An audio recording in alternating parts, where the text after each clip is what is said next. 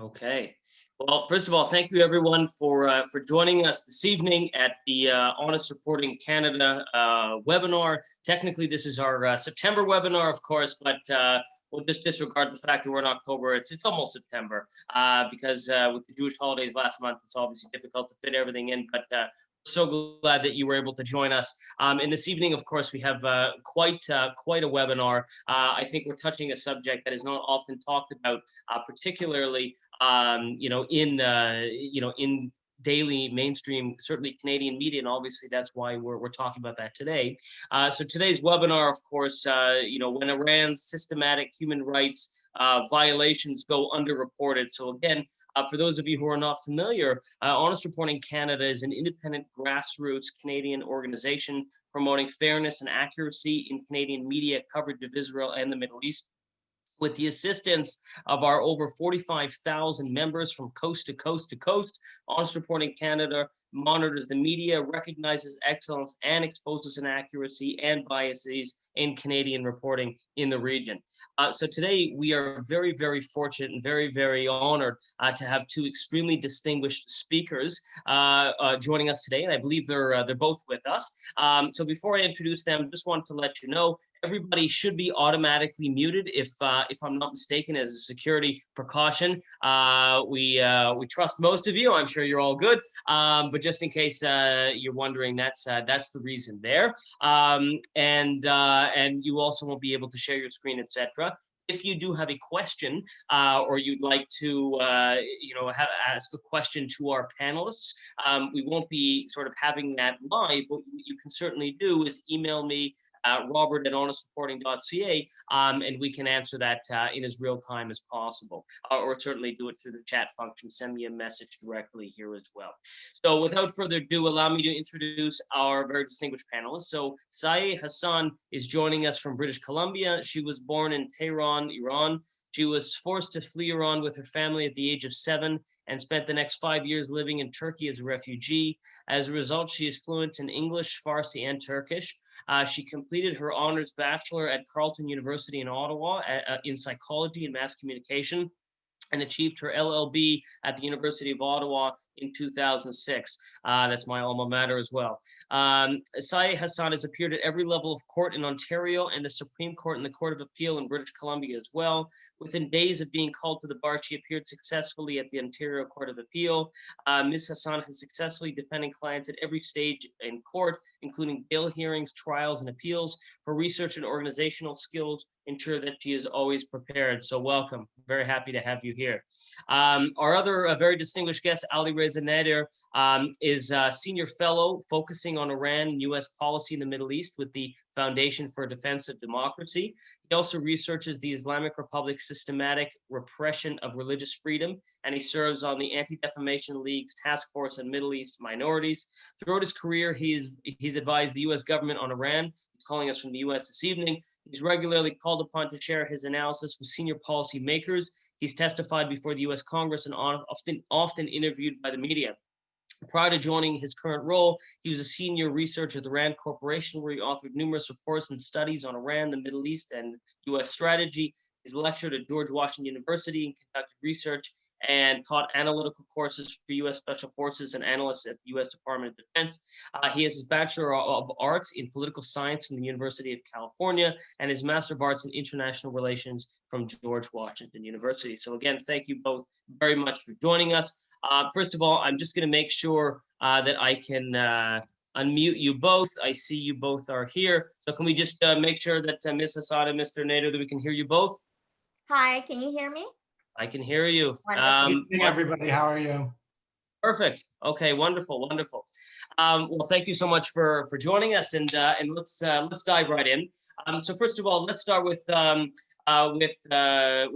Alireza. So tell us a little bit about what's happening, on a high level on the international front with respect to Iran's human rights violations. And I suppose before that, maybe give us a very quick understanding when we talk about, I think most of the people on this webinar will understand, when we talk about Iranian human rights repression from the Islamic Republic, we sort of take it for granted. Tell us exactly what's going on there, because I think many of us understand it, take it for granted, but we now may not be familiar with exactly what's going on. Well, good evening, everybody, and thanks so much for inviting me to speak to you about Iran. It's a real honor. And I just want to say that I think Iran is really the untold story. It's one of the most underreported countries in the world, particularly as it is going through major changes. Iran has faced two major revolts in the last 3 years that have been barely covered by the US and global and Canadian media, for that matter. I think there are two major reasons for that we'll get into. Right now, I think the big story in Iran is that the Islamic Republic in Iran is one of the most systematically horrific abusers of human rights anywhere in the world. The Islamic Republic right now, and it has for the last 41 years, ruled Iran through sheer terror. But I think it's really, when I look at human rights in Iran, I think this is the worst that it's ever been since the 1979 revolution, when we saw mass executions in Iran. It really, truly is a police state. And Iranians are living under great repression and misery. And you rarely get that from mainstream media. In the US, I think some of the media that cover the issue tend to be right of center. Very sadly, left of center media in the United States, mainstream media, just does not cover these issues. Do you want me to go on, or should I turn it to the panelists? We can have a discussion. I think he may have left us.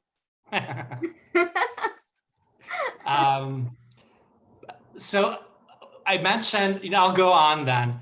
I mentioned two reasons why I think the issue is very underreported, the issue of Iran. One is there's really lack of access for journalists to Iran. The regime in Iran does not allow Western journalists to operate freely. Some documents from the Ministry of Intelligence in Iran have been publicly revealed that show anytime a journalist, a Western journalist, wants to report on a specific issue in Iran, he or she has to get permission from the Ministry of Islamic Guidance to cover that issue. And journalists are very closely monitored. If they want to go outside of Tehran, they have to get permission, and that permission is rarely granted anymore. I'll give you one example. There was a journalist from the New York Times. He's a Dutch journalist, Thomas Erdbrink. He reported from Iran for a few years. And the New York Times in the United States, as you know, is it's called the paper of record, whether you want to agree with that or not. That's what it is officially known as, or unofficially. And Thomas Erdbrink, who is married to an Iranian woman, was allowed to report in Iran, but according to this very specific framework, right? So for the most part, he was more sympathetic to the administration of President Hassan Rouhani, who's falsely labeled as a moderate in the United States. And I think that label has very much diminished because he's not a moderate, and most people realize it now. But Thomas Erdbrink reported from Iran for a number of years until he went completely silent. And it wasn't very clear, even to this day, the New York Times doesn't what happened with him. He went silent, and from what I've heard, the regime didn't like one of his stories, took away his press credentials, and then he left Iran. But the New York Times never came out and said this is what had happened to him, that he was a virtual hostage in Iran for a while, that the regime was holding on to him and his wife. And another problematic aspect of the New York Times coverage of Iran was that the New York Times also did business with the Islamic Republic.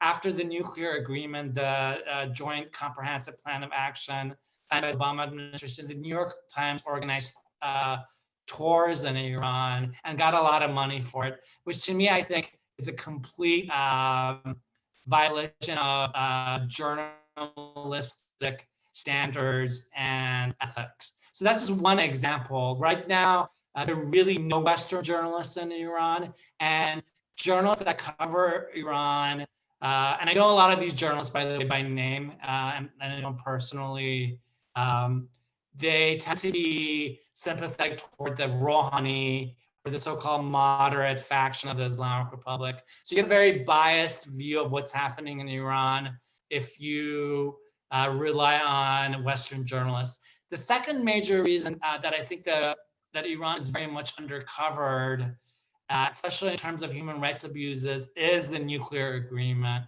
the JCPOA. As you know, the Obama administration.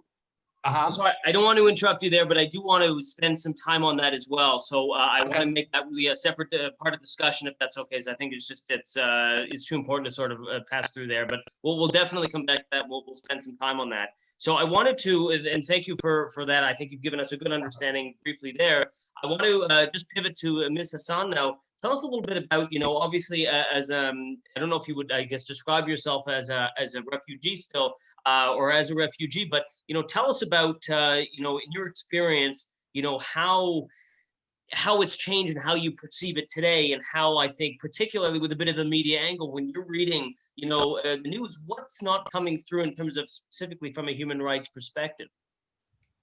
Hi, everyone, and thank you so much for having me here tonight. It's a pleasure to be here. And I just wanted to make a minor correction. I'm joining you from Toronto, Ontario, not British Columbia. Oh, my mistake. Wanted to say that.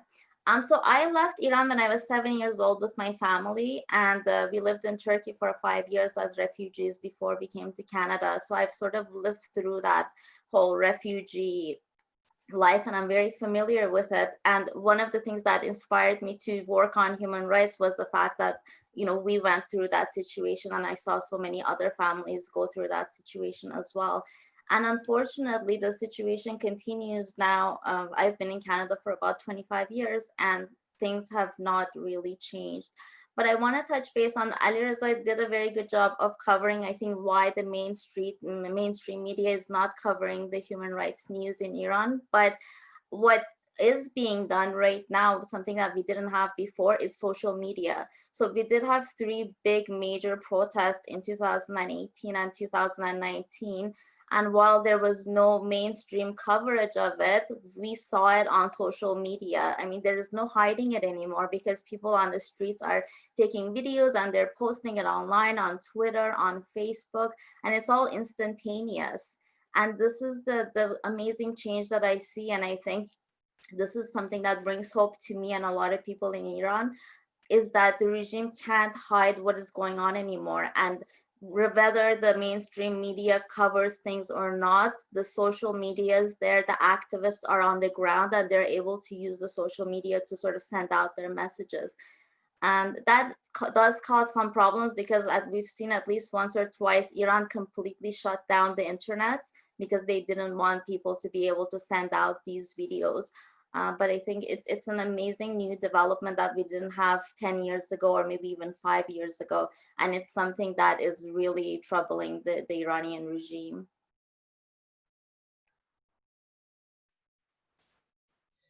Okay, interesting. So so let's sort of pivot back to Mr. Nader now. Tell us a little bit about, I think we have a bit of an understanding now in terms of, the abuses that are taking place by the Islamic Republic. Tell us, I don't know if anyone know, I was kicked off, one of my kids kicked off the modem, so I was gone for a couple moments there. I feel like that South Korea guy in South Korea a couple years ago with the kids coming in, just a less cute version of that.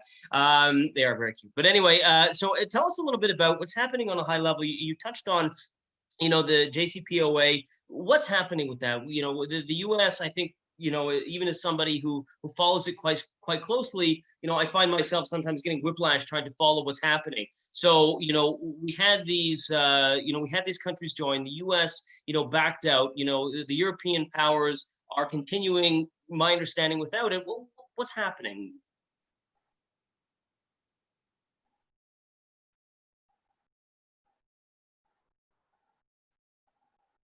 You're still muted. You have to unmute yourself. All right, got it. So in terms of the JCPOA, as I was saying, I think one of the reasons Iran is underreported is when the Obama administration signed the nuclear agreement, his national security advisor, his deputy national security advisor, Ben Rhodes, created something called the echo chamber. And Ben Rhodes admits to this. There's a very long interview with him in the New York Times. And according to this echo chamber, which included a lot of journalists in the United States and elsewhere, the Obama White House basically tried to launch a public relations campaign to sell the nuclear agreement. There's a lot of opposition in the United States to the nuclear agreement. Of course, the Republican Party was very much opposed to it, but a lot of Democrats in Congress are opposed to it as well. Nevertheless, the agreement was signed, and when Donald Trump became president, he exited the nuclear program, or the nuclear agreement, the JCPOA. So as far as the nuclear agreement is concerned, as far as the US is concerned, this agreement is done, it's finished. It's a piece of paper that was torn to pieces. Nevertheless, Iran is still a signatory to the agreement, along with the other members of the P5+1, the UN Security Council plus Germany, which negotiated the agreement. But as long as the US is not a signatory, it doesn't really count, because Iran is under severe US sanctions and the regime is not getting any benefits from the nuclear agreement. One of the reasons the regime signed the agreement was it was under intense economic pressure, and it thought the economy would improve with the signing of the agreement. The Biden campaign, President or Vice President Biden has said that his priority is to return to the JCPOA if he becomes president. His advisors have highlighted a number of steps they would like to take, including re-entry into the agreement, immediate re-entry into the agreement, or the renegotiation of the agreement. I don't think it's going to be as simple as that. I think a lot has changed since the signing of the agreement, including the two major revolts that Ms. Hassan mentioned. And look, I believe that the regime in Iran is extremely weak. It is extremely unpopular. It lacks legitimacy. The Iranian people hate this regime and want to overthrow it. So whoever becomes US president, whether it's Trump or Biden, has to deal with that reality. And that reality is the Iranian people don't want this regime. They want a real democracy. They don't want a theocracy that oppresses them. I think the Biden administration, if Biden becomes president, is going to have a very hard time entering this agreement. He's going to see a lot of opposition, not just from Republicans in Congress, but Democrats as well. So, so tell us a little bit about, I go back to Sayeh, I guess, for, I'll sort of bounce back and forth. You said, Alireza, just a moment ago, I think we tend to take that as our understanding as well, that there's widespread opposition to the regime among the Iranian people.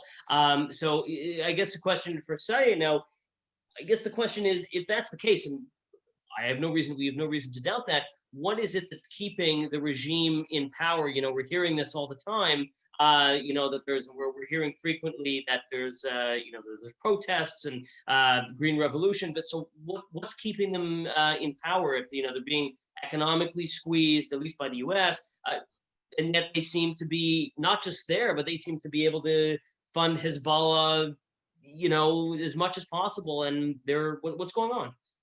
That's a very good question. I think the first point I want to make is that this is a regime that rules with an iron fist. So it's not like a lot of other countries where you go out and you protest and things change. This is a regime where you go out, you protest, either they'll shoot you on the street or they will arrest you in masses and take you to unknown locations and torture you, electrocute you, rape you, flog you, any type of middle ages torture instrument that you can think of, they do that to you in prison in order to scare you, to make sure not only that you will not do that again, but that other people who see what happened to you won't go out and do that again. So, I mean, just this year alone, we've had 123 executions, if I'm not mistaken, just in the last 10 months. Iran is has one of the highest rates of execution in the world. And just very tragically, recently a national wrestler, Navid Afkari, was executed. He was a very well-known wrestler. He was a champion in Iran. He was very well loved by the Iranian people. He and two of his brothers had joined the protest, one of the major protests in 2018, protesting against the oppression and the living economic situation in Iran. They were all arrested, all three of them. They were all tortured brutally until Navid Afkari had to confess to things that he hadn't done, including the fact that he supposedly had killed a security guard. After the torture was finished and after he was moved to the general ward, he managed to sneak out an audio saying that he had been tortured and that, you know, he'd never done that. This was a forced confession. And what's really interesting about this case is that the mainstream media did not cover him and his story, even though he's a major well-known figure in Iran. But a lot of the international athletes, including Canadian, our own national wrestler Erica Weeb, tweeted about him on Twitter.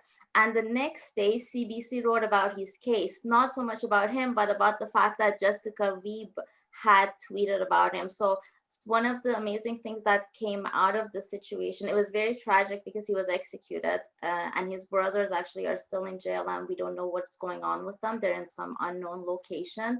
But a small ray of hope that came out of this situation is the fact that a lot of athletes and athletic organizations use their platform and their voice to speak up and advocate on behalf of Navid Afkari, and then the mainstream media pick that up.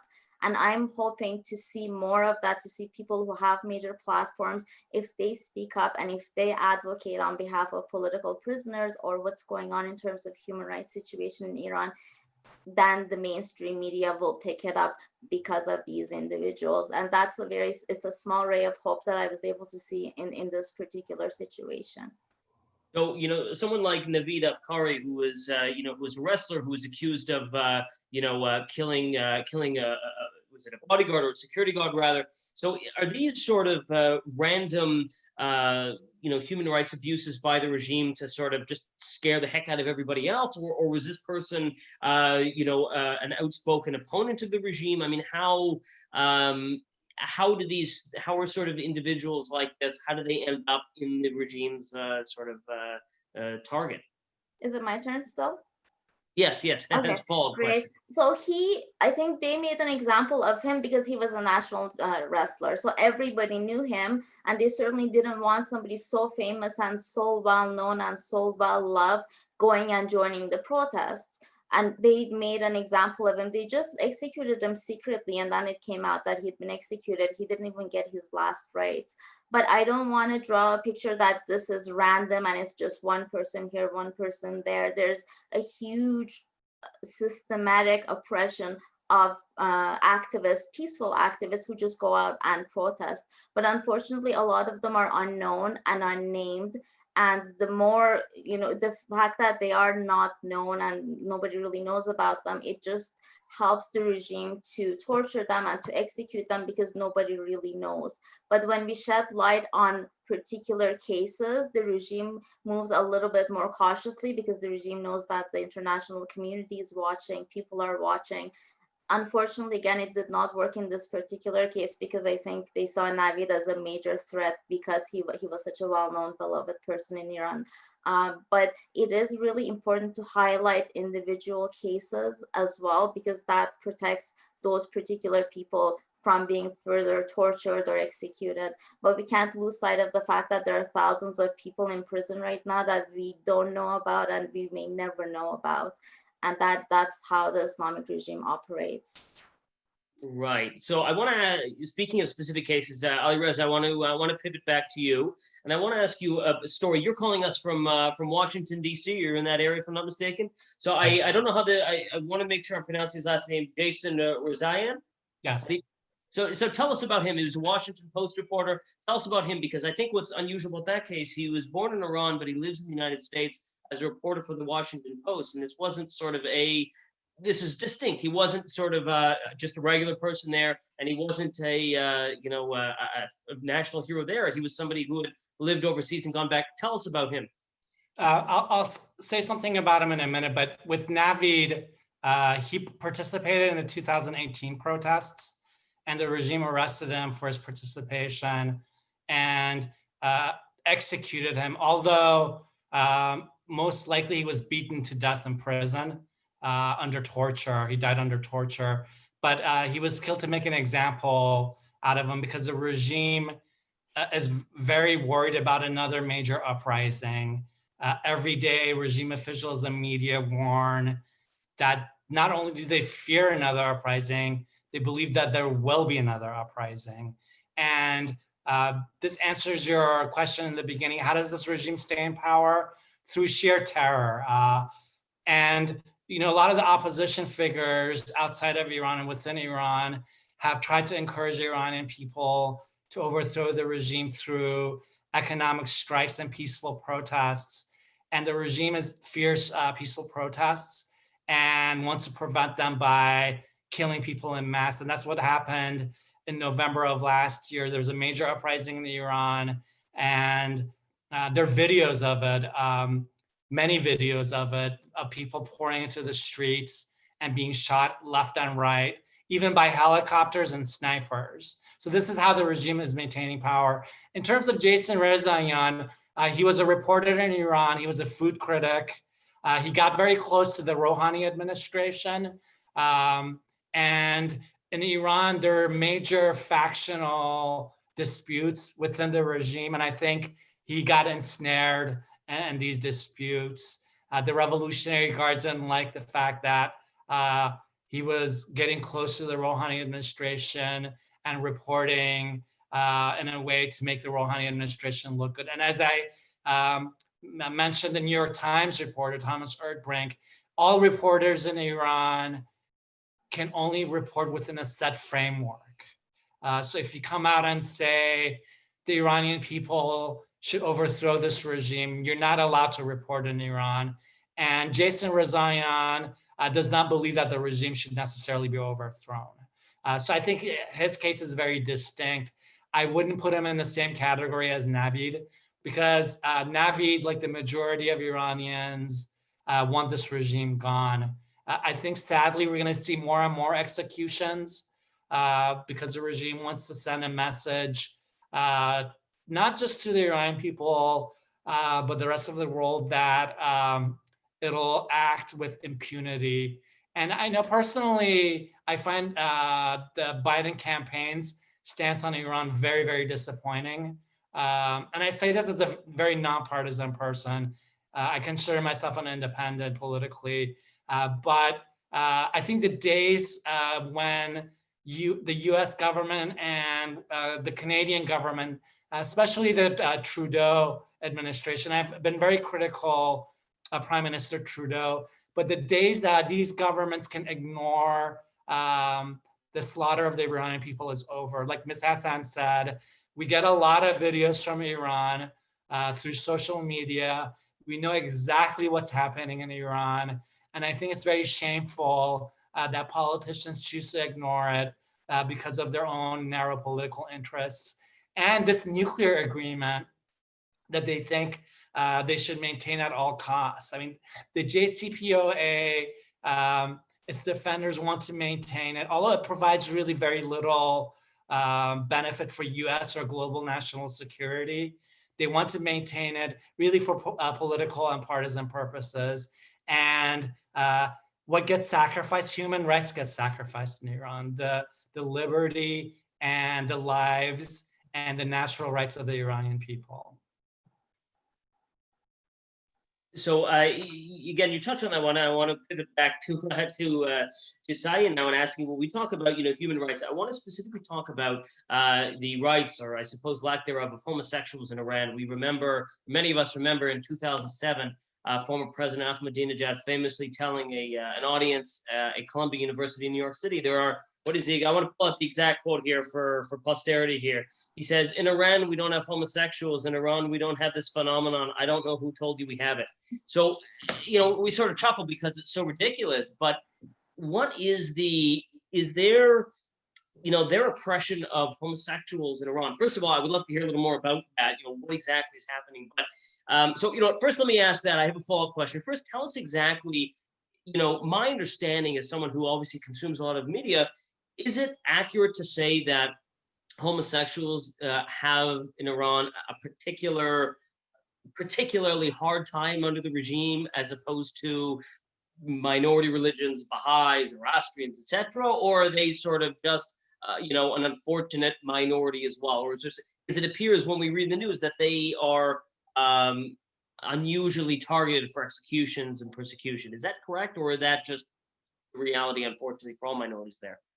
Well, I think that the bigger answer is pretty much every group in Iran is oppressed, from women to religious minorities, like you said, and homosexual, ethnic minorities, pretty much anyone that you can think of, journalists, labor activists. There isn't anyone that is not oppressed in some way or another. But in terms of homosexuality, it's interesting. I was looking at the criminal code, the Islamic criminal code yesterday, and they actually have sections on that and what needs to be done to punish these people. So if there are two males, what do? They flog, each person gets flogged 100 times if they are caught having intercourse. If there are two women, they have a different type of punishment, but it still involves flogging. So it's actually illegal and it's against the law to be a homosexual in Iran. And if you're found out, at the very least, you're going to get flogged 100 times each. And I think, yeah, they are definitely being targeted, but unfortunately, everybody is getting targeted. I can't think of any group that is not getting targeted unless they are in some way related or supportive of the Islamic regime. Right. So the reason I ask is because, we talked about, for example, people who are, protesting against the regime or sort of engaged in other activities that the regime might consider dangerous. Is the oppression of homosexuals, is that an issue that is more falling in line under the regime's theocracy? In other words, as an extremely religious, is it that, or is there also concern that this particular community might also be a dangerous one when it comes to the regime? I mean, is there both, or is it really just as a fanatical regime that's just illegal? Like, where is it coming from specifically here?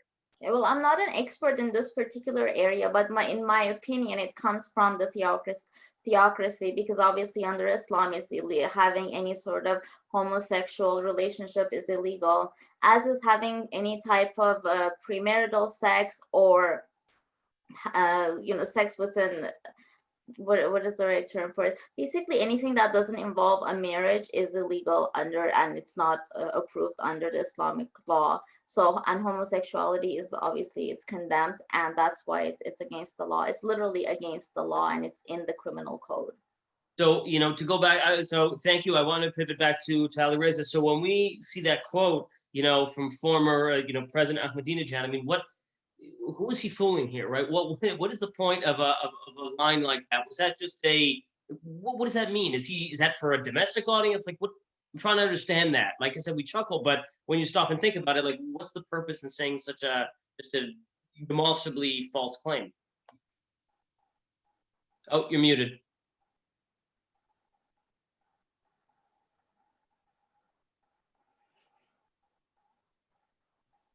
Go ahead. The Islamic Republic is a totalitarian system. So anybody who does not believe in its ideology and rules is not really counted as a human being. That includes gay people in Iran.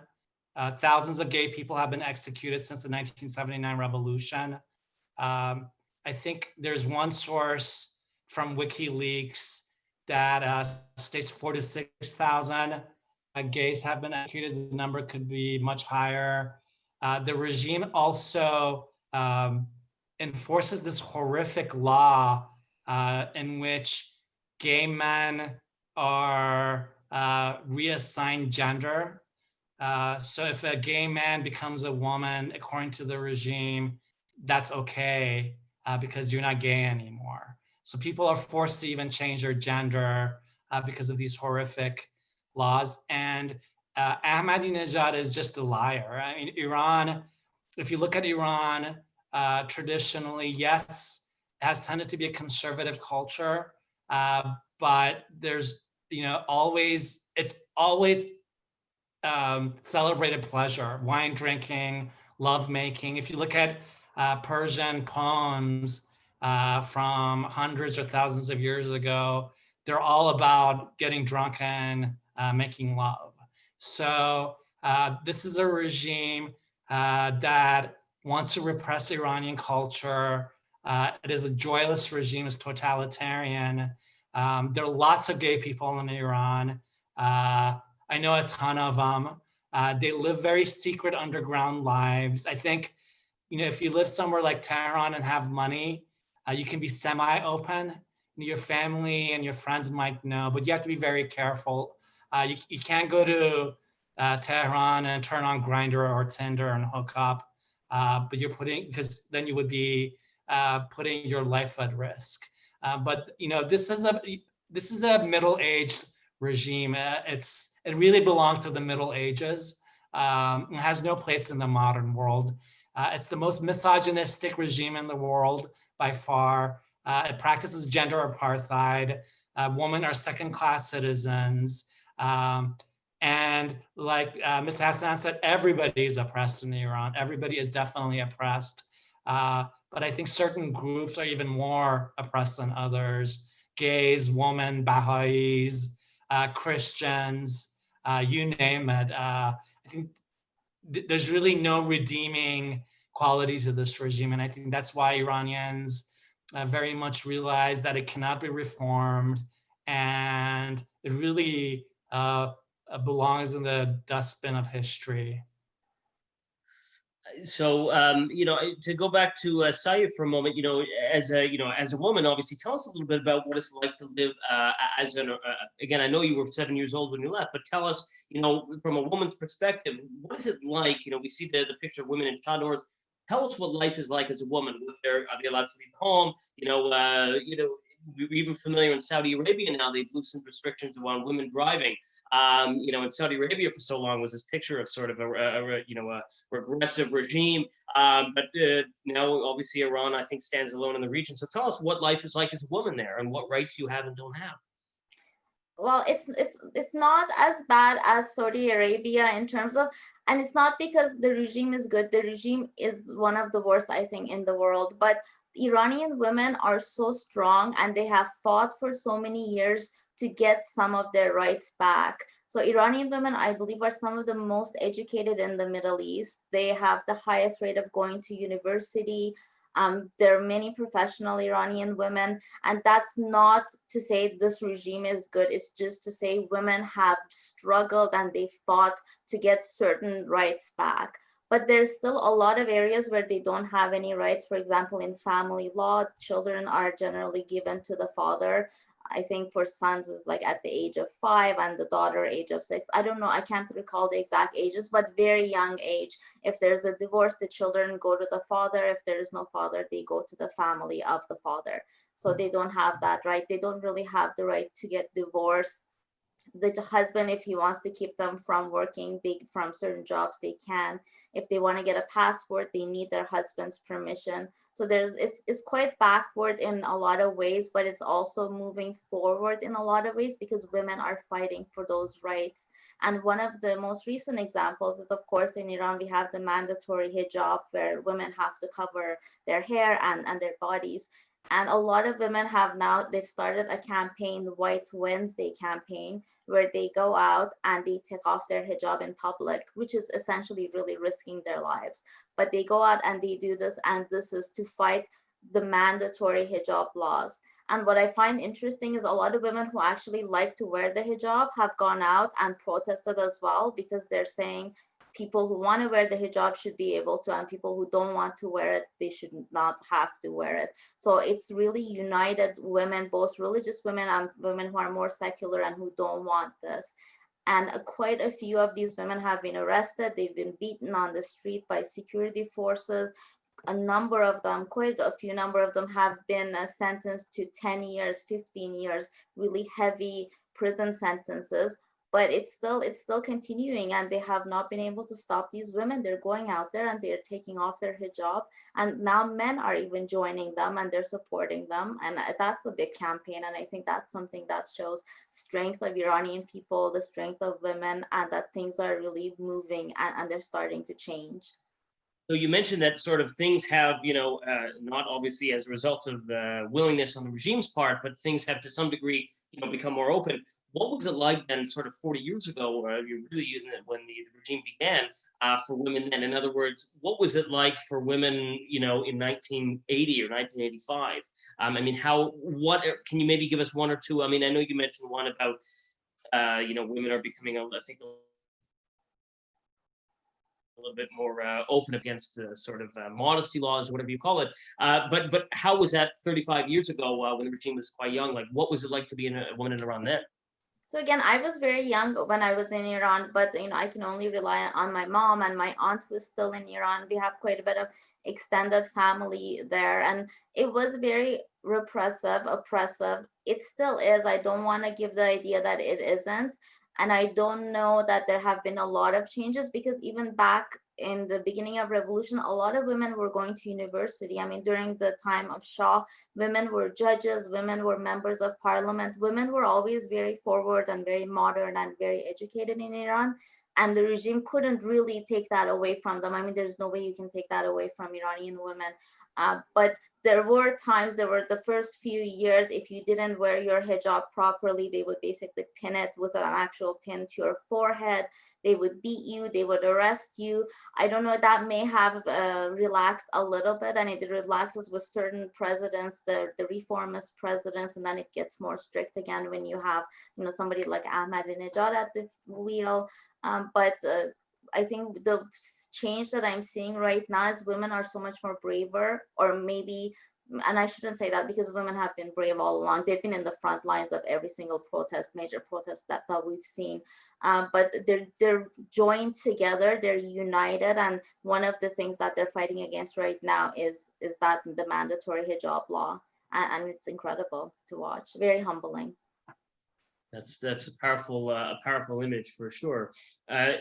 Tell us, to go back to Alireza, tell us a little bit about what kind of, this is sort of a bit of a side question here. We talked about, the regime as being very weak, as sort of relying on fear. I'm curious, what, in your estimation, it must have some support. I mean, must be people, an element of society, perhaps the element of society which has benefited from the regime being in power, or their largesse over the last 41 years.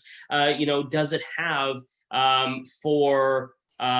what kind of support does the regime have, and is there a distinction between those people who say, yes, let's stand up to the West, let's have a strong regime, let's continue the nuclear program, versus those who say, let's sort of oppress minorities here as a means to an end? Or, like, in other words, I'm sort of curious, of those who support the regime in Iran, what is the basis for their support? Is it, let's crack down the homosexuals and women and political dissidents, or is it more that's an unfortunate means to an end in order to keep in power so we can continue to sort of push back against the hegemony of the West? Like, what's the thinking here? I think that the two things that really sustain the regime are money and guns. Money, because the regime maintains a network of support through subsidies, and many Iranians have become very wealthy under this regime, even if they don't support it. and then the regime maintains hundreds of thousands of militiamen and secret police forces that maintain its power. The one thing that's very interesting about Iran since the revolution is that it has become very secularized. There was just one survey recently released by an organization called GAMAN, G-A-M-A-A-N. If you want to find the survey, I believe there's an article about it in English. And according to the survey, only 35% of the Iranian population consider themselves Shia Muslims. If you include that with the Sunnis, about 40% of the population of about 85 million people consider themselves Muslims. So Iranians do not even believe in Islam anymore because it has been force-fed to them for so many years that a lot of Iranians have lost interest in it or are very opposed to it. The clergy in Iran are definitely hated with a passion. So organized religion in Iran is going to become extinct, maybe not completely, but under this regime. If this regime continues, this is not going to be an Islamic country for much longer. And you should read this survey. It has a lot of interesting data. I do believe that Iranian society is very progressive. We talked about women in Iran. It's Iranian society that's open. I think if not this regime, because this regime hasn't done anything for women. Before the revolution, during the Shah, women had full equality in Iran. Didn't have to wear the hijab. They could go to school. They had jobs. So the regime took away all those rights from them, and they've been struggling to get those rights back. But I think if this regime is gone, we will see full equality between men and women in Iran because there's a lot of support for it in Iranian society. I also believe that Iranians, by and large, are tolerant of other religions. It's not an issue for most Iranians if you are Jewish or Christian or Baha'i. In fact, a lot of Iranians are converting to Christianity. It's the fastest growing religion in Iran right now. So Iranian society is very different than this regime. I think we in the West get this image of a very religious, reactionary country, and it's really nothing like that. Yes, there are religious Iranians, don't get me wrong. It's still, a traditionally Muslim country in some ways, but even religious Iranians hate the regime. There's one very prominent activist who I think is a very brave woman who just actually, there's an Iranian American advocacy group in Washington, D.C. called NUFTI, National Union for Democracy in Iran. And when the foreign minister Zarif was speaking at the Council of Foreign Relations, NUFTI invited Fatemeh Sebehri, this religious Iranian woman who wears a chador, to come on the air and denounce Zarif. And this woman, she's very brave, and the regime won't touch her because she's religious. She's supposed to be one of them. Consistently says that this regime should go, that Iran should be a secular country, that there should be a separation between government and religion. And I think in the end, once this regime is gone, we're going to see a secular Iran.